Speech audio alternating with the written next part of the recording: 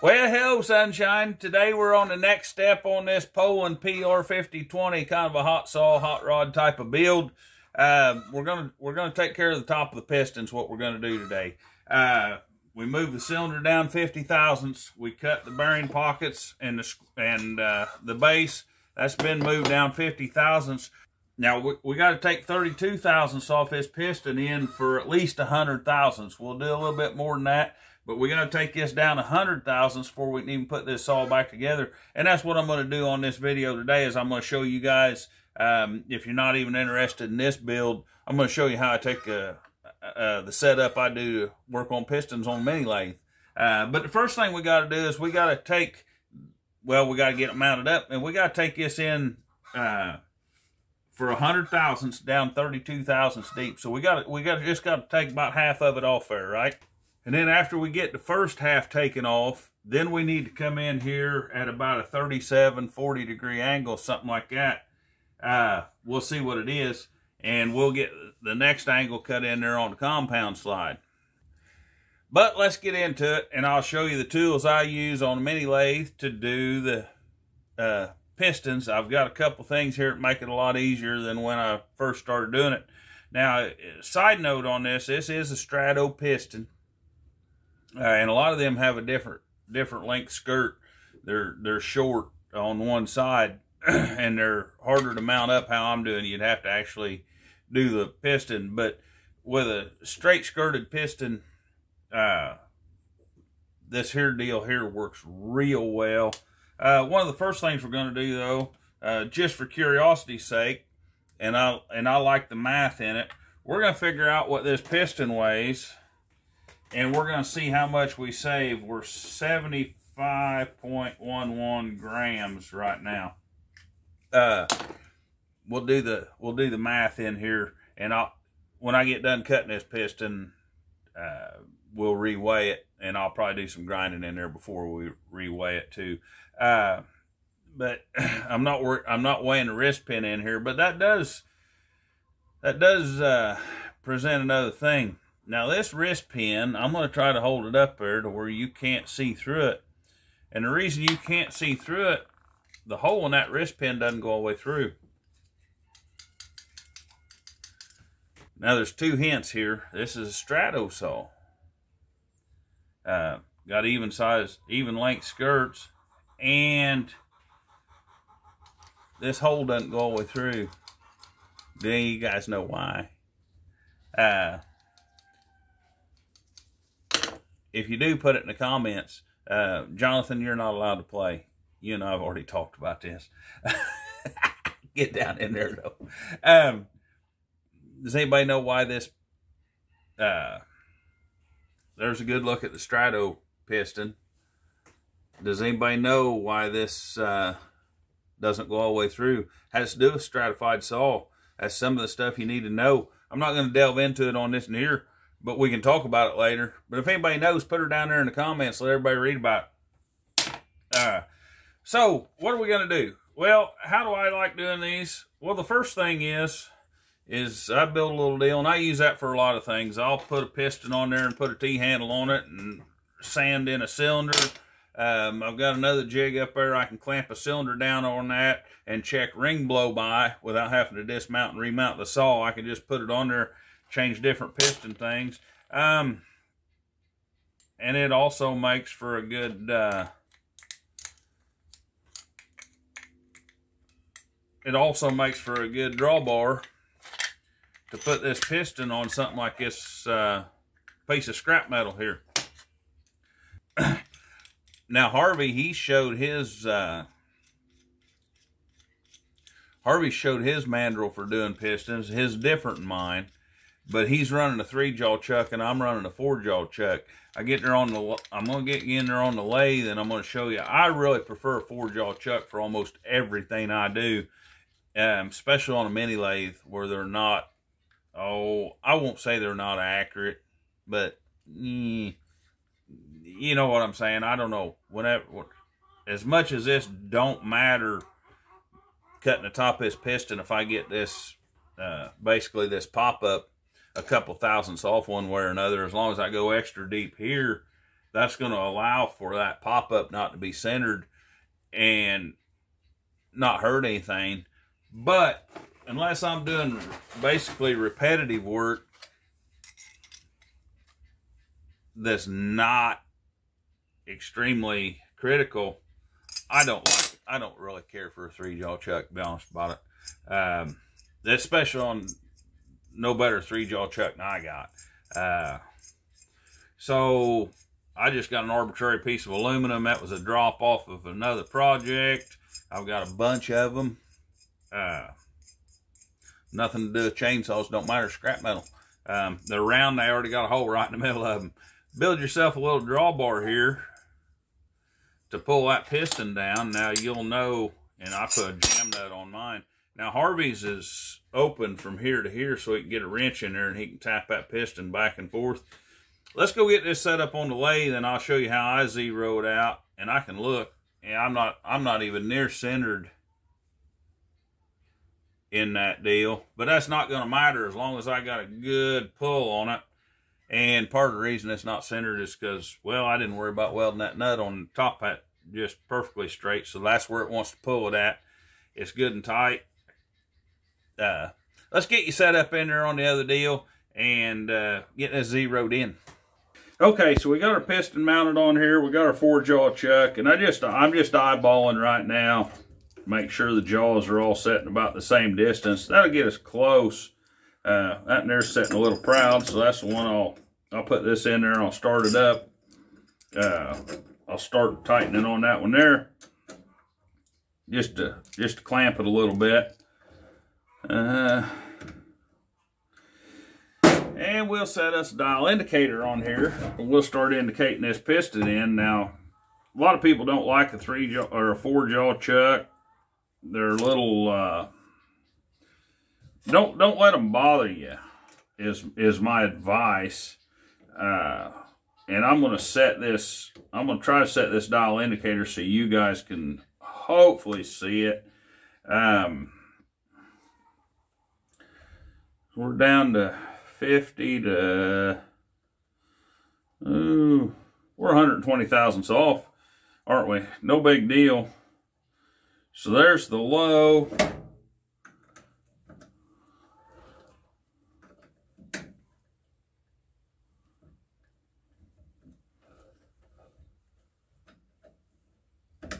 We just got to chase this back and forth a little bit. 20.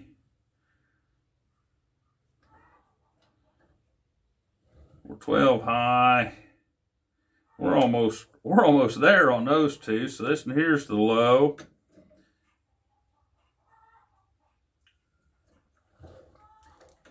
And I usually get this backwards about once or twice too.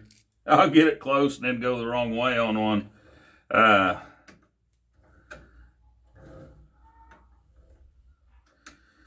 we're getting close.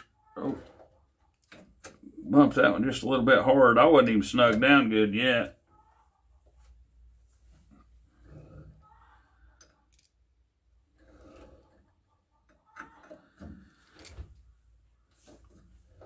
Looks like we're going to zero in there about 12 thousandths, doesn't it? According to where the gauge is setting anyhow. I can zero that up, but I don't care. I'm just hunting back and forth. Then we're within a 1/4 thousandth on that gauge. Just that quick. Guys, this 4-jaw chuck does not fit this lathe. I'm going to sidetrack here just a little bit for you guys that's getting mini lathes and stuff. There's the original 3-jaw chuck to come with it. It's small. It's got not got much capacity. Now, it's still handy. Don't get me wrong. This lathe come with this 3-jaw chuck and a faceplate. I bought a Vevor, I think it is, brand. Got nothing to do with them. I'm just telling you what it is. Bought a Vevor brand 4-jaw for it. And mounted it to my faceplate with 4 bolts. Zeroed it in pretty close. And to me, I probably couldn't have got that 3-jaw within a thousandth. I wouldn't have got that 3-jaw as close as I did just doing. And I'd have been stuck with what I had that way, wouldn't I? So, Now, about the next thing we're going to do is go up in here. We're not going to spin it off and touch up, but we're just going to kind of run it up there. Now, here's that other deal I've showed you 100 times. It's in other videos. If you didn't, there's no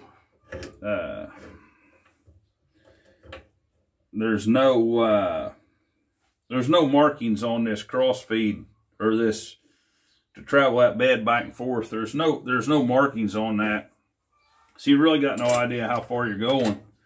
So I built this here deal to go into bed.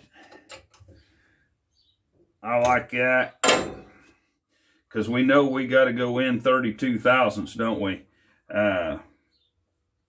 So I'll run that up there right quick and touch off.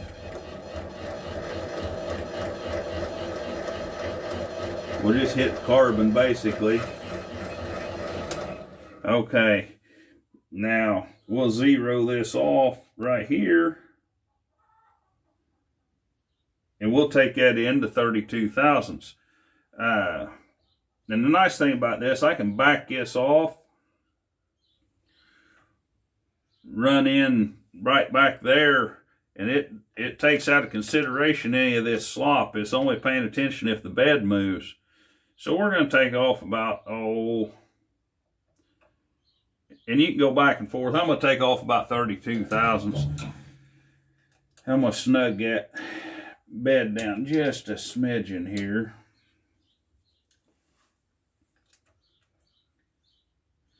And now we got to go in here until we touch off. Now, I haven't built me another dial indicator for this. I haven't quite figured out how I want to do that. If anybody knows, let me know. We're going to run in there and touch off on that. I was thinking the wrong way. I was thinking about coming in this way. So what I'll actually do is I'll set this thing here to 32 thousandths, which is what I want to take, and then I'll bring it in till 0. You guys caught me. I was thinking taking off the base, which I'm traveling that way. 32 minus 5. I don't know. We'll take her down to about 27 thousandths. Take a cut on it. But I want to go in here and 0 off here right. I want to go in there and touch off here right quick, because I want to go in. I need a minimum of 100 thousandths, but I don't want a sharp. I just touched there, and believe it or not, I didn't set that up, but I'm on 0. I'm touching there, so I'll go in. That's 40 thousandths to the round.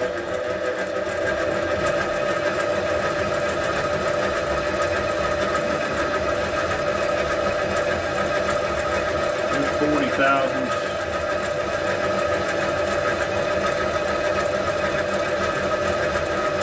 There's 80 thousandths.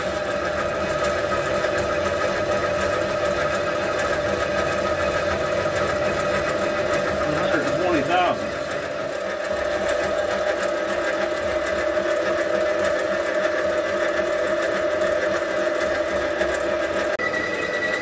Yeah, I think that's about the finished cut on it here.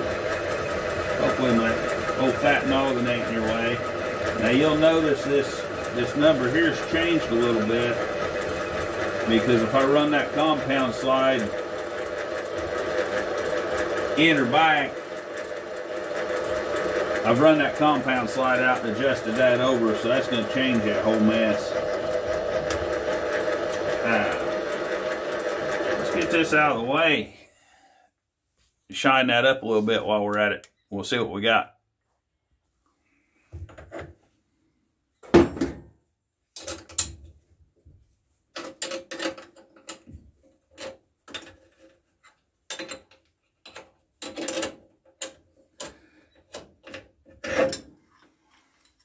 It's not too bad not a terrible setup to do. These mini lathes will do about anything I've needed to do on the chainsaw.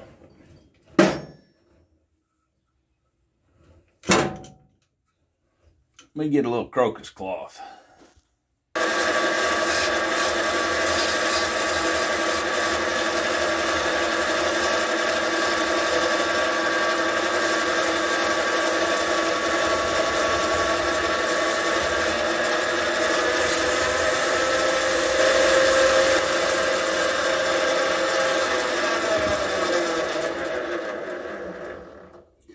don't think I'm gonna necessarily worry about polishing that.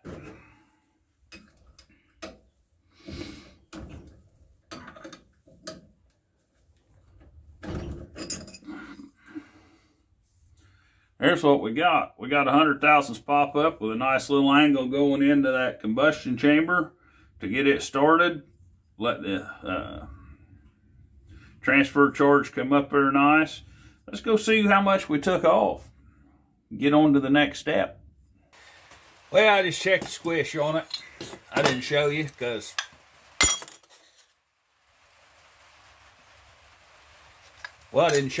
it just don't matter. I could hold that thing at whatever I want. You can't see me measure it. You'd have to take my word for it. If you're going to take my word for how I'm doing it, you just will take my word for telling you what it is.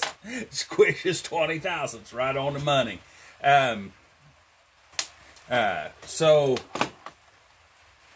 Let's see what we're down to on the piston weight. There's a machining done to the top of it. It ain't doing too bad, I think. Got us a little bit of a pop-up in there. And the squish shape looks good too, meaning it comes out of that squish. I think it done. Oh, there's the sorter. I doubt you can see it. I know you can't. But suffice it to say, after it gets by the squish, it opens up nice so that can go up into the chamber. It's not a real long, narrow squish, which may be better. And I guess I could take I could get a little bit more compression out of it. If we run this on nitromethane, I think we don't necessarily need all that compression. Anyhow, we need a better chamber, better flow.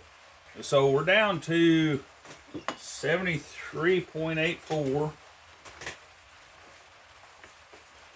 84, so that's 1627. Yeah, 1.27 grams or so, which just off the top. So we didn't have to take that much off. Basically, all that didn't get machined here. All we did is machine just a little bit on the side and that angle. All I did there is just buff the carbon off of it. Guys, so next step, I'm going to time this. I'll share with you what timing numbers are. I'll probably just do it. But I'm going to get ready to wrap this video up. But I'll tell you what's next. I'm going to time it. We got to grind out the intake pretty big here. Grind out the intake pretty big there. Because, of course, we're going with reed setup. I've got a mill out a reed block set up on this. Don't know which one I'll do next. Kind of cold out here in the shop. It's raining today. And it's just a smidgen above freezing. But it's that nasty cold. Well, I'll be honest with you, I'm awful delicate. I've about had all of it I want for one day out here. So that's where we're going to be at. That's where we're going to leave this video. And we'll get some more measurements on that piston and do that calculation at some point on how much inertia force we've saved on that rod and how many RPMs we can run more without adding extra inertia force. We're going to add some extra inertia force, but we can also get an idea where we can go without it being without us getting too goofy. So guys, I appreciate you guys being here. Get in the comments if you want. Love talking to you guys. Man, I love it. So guys, hope you have a big time. Appreciate it.